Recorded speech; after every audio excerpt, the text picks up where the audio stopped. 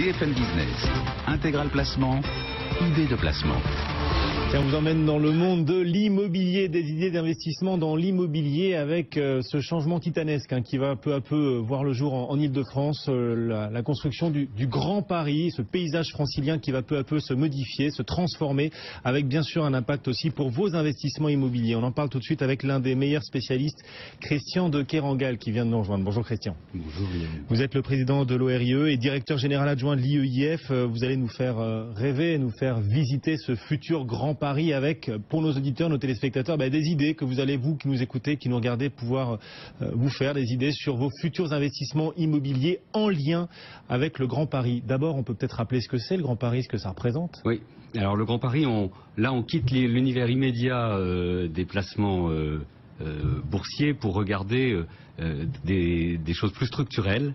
La loi du Grand Paris du 3 juin 2010 a décidé en fait la création d'un métro automatique de grande capacité afin de créer des liaisons directes transverses, enfin, alors que nous avons des réseaux en étoile depuis Louis XIV, en première et deuxième couronne. C'est le Grand Paris Express, dont la mise en service progressive aura lieu entre 2022 et 2030. Et comme ce sont d'énormes infrastructures, on peut se dire que ça ira jusqu'à 2032-2033. De quoi s'agit-il? Il s'agit d'une part de la modernisation et de l'extension du réseau existant. Et pour cela, la région Île-de-France, l'État, les départements ont mis 12 milliards d'euros sur la table, dont 7 milliards d'ici tout de suite, là, 2017.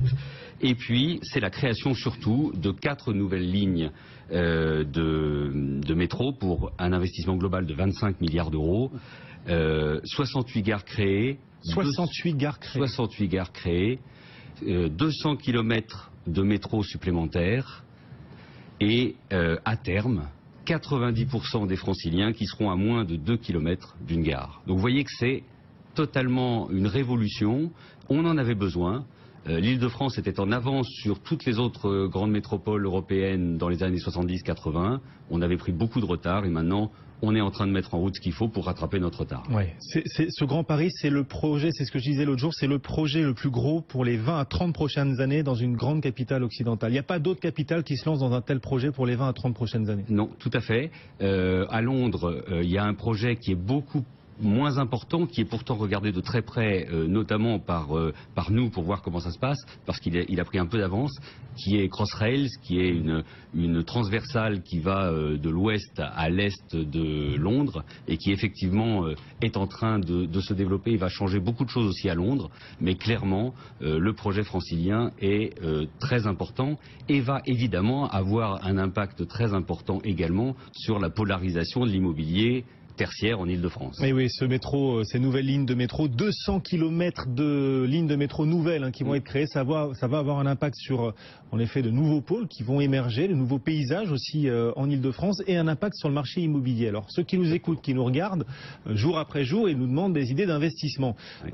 Est-ce qu'on peut les guider en leur disant d'ores et déjà où vont émerger les principaux pôles liés au Grand Paris, liés à ces nouvelles lignes de métro? Alors, on va essayer de dresser un état des lieux, sachant que personne d'entre nous n'est devin autour de cette table, oui. Et que donc il est possible qu'il y ait des surprises en positif ou en négatif. Je voudrais juste rajouter un petit élément, parce que quand on parle de transport en commun, de réseau de transport en commun, une des choses qui est les plus importantes, c'est le nombre de gares interconnectées. C'est-à-dire là où il y a au moins 2 lignes de métro, si ce n'est plus. C'est ce qui fait un pôle d'ailleurs. C'est ce qui fait un pôle. Aujourd'hui, on a 72 gares interconnectées en Ile-de-France, dont 66 dans Paris Intramuros. Donc on voit bien que pour l'instant, là où il y a le plus de connexions, c'est Paris Intramuros.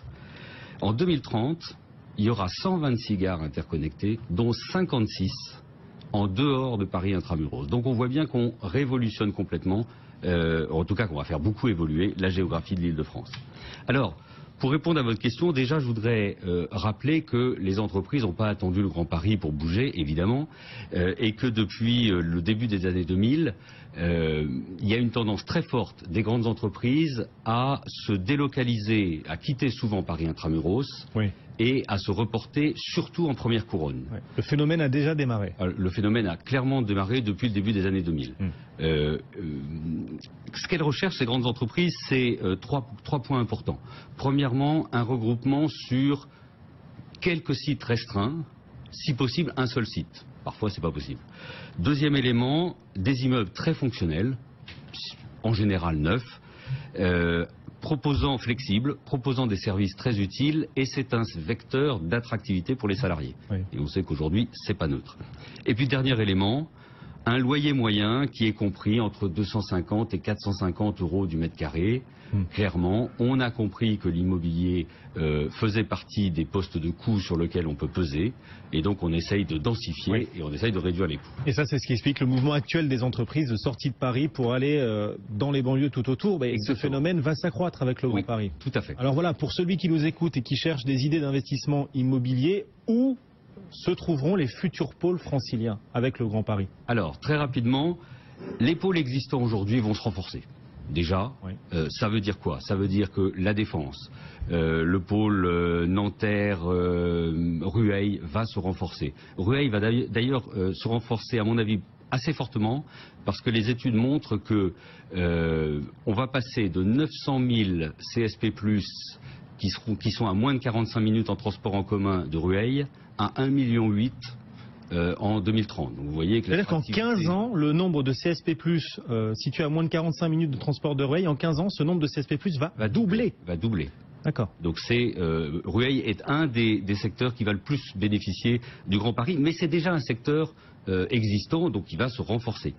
La Défense, évidemment, et puis ce qu'on appelle aujourd'hui Grand Paris Seine-Ouest, c'est-à-dire tout ce qui est ici les Moulineaux, on est juste à côté, Boulogne, etc. Oui, ce pôle-là va continuer à se développer. Ce pôle-là va continuer à se renforcer parce qu'il va bénéficier notamment de la ligne 15, qui est la ligne qui va commencer incessamment sous peu, qui est la première ligne qui sera livrée en 2022 et qui est la ligne sud, en fait, qui fait le tour de l'Île-de-France par le sud. Ensuite, il y a des pôles qui...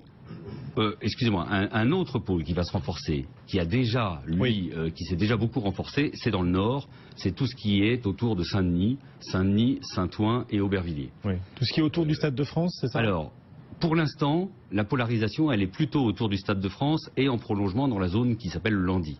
Mais ce qui va se renforcer beaucoup plus et qui va muter dans les années à venir, c'est toute la zone autour du carrefour Pleyel, là où il y a la grande tour, c'est un coin horrible, qui pour l'instant est très moche, mais qui va sans doute faire l'objet d'une restructuration, et il va y avoir beaucoup d'immeubles neufs qui vont apparaître. Pourquoi j'insiste sur cet endroit-là?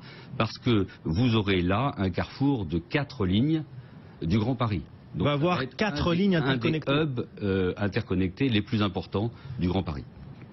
Alors après, il y a des zones qui ont déjà commencé à se tertiariser et qui devraient continuer à se tertiariser, notamment autour des aéroports.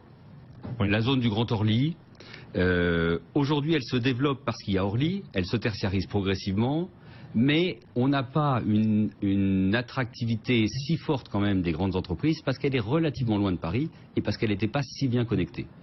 Les connexions vont améliorer le Grand Orly, et par exemple ADP avec Altarea, Cogedim et Foncière des Régions se sont positionnés sur un projet qui s'appelle Cœur d'Orly, qui in fine comprendra 70 000 m² de bureaux, un centre commercial de 38 000 m², 650 chambres d'hôtel et tout ce qui va avec. Cœur d'Orly, c'est un pari qu'on peut prendre aussi pour un investissement immobilier dans les 20 prochaines années. Tout à fait. Autre Il nous reste une minute. Autre élément, Roissy très rapidement. Roissy, ça va évidemment se développer parce que ça va être bien connecté. Ce sera plus tard, parce que la connexion sera en 2030. Une des dernières connexions alors. Une des dernières connexions. Unibail Rodamco a déjà fait le pari en y implantant le centre commercial à Aéroville. Et puis après, il y a des paris. Il y a des paris qui sont notamment toute la tertiarisation de la zone qu'on appelle Seine-Amont, qui est dans le prolongement du 13e arrondissement, Ivry-sur-Seine, Vitry-sur-Seine, etc., qui vont se tertiariser parce qu'ils vont enfin avoir la bonne desserte. Pour l'instant, c'est assez industriel ce coin. Pour l'instant, c'est très industriel. Vitry, voilà, et ça va mettre du temps à muter parce qu'on a besoin d'une attractivité forte des territoires. Un autre secteur dont on parle beaucoup, c'est Saclay. Saclay va évidemment profiter de l'arrivée de ces transports, mais restera quand même un grand pôle d'enseignement et de recherche. Vous avez cité énormément de futurs pôles qui vont émerger en Ile-de-France. Est-ce que les auditeurs qui nous écoutent aujourd'hui doivent avoir le réflexe de se dire, ben voilà, je vois qu'il va y avoir à tel endroit plusieurs gares interconnectées. Est-ce que ça signifie que forcément il y aura un pôle? Est-ce que chaque fois qu'ils verront une gare se créer avec le futur Grand Paris, ils devront se dire c'est une zone à privilégier pour un investissement immobilier. Non. Et c'est là où il faudra faire attention. Il faut qu'il y ait une notion de masse critique en termes de pôle, de masse critique tertiaire. Il faut qu'il y ait également une vie de quartier, un environnement attractif. Et puis, alors l'accessibilité, elle sera garantie, mais il faut plus que des gares. Il faut la création progressive d'un vrai pôle de vie. Christian de Kerangal, merci beaucoup d'être venu nous voir, l'un des meilleurs spécialistes du Grand Paris. On pourrait en parler pendant des heures du Grand Paris parce que c'est un projet qui fait véritablement rêver et qui va, on l'espère, permettre aussi de relancer la croissance française et cette croissance structurelle et ce potentiel de croissance structurelle dont on manque aujourd'hui. Merci beaucoup Christian d'être venu nous voir sur BFM Business. Moins 0,58% pour le CAC.